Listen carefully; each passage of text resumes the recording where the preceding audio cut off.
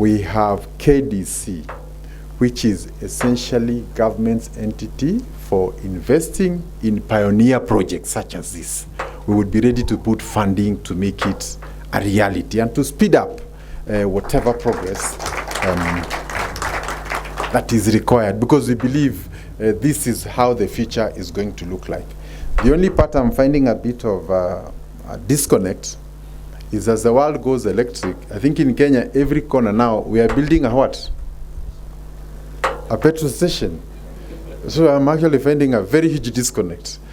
The more we go electric, the more petrol stations we are building. So where are we going to, so actually what I would be expecting now is on the major highways, people should put charging points so that I can drive to Kitale, and I'm sure in Eldoret, in Nakuru, and other places, I can stop and fuel. And that is going to be the changing point in terms of acceptance.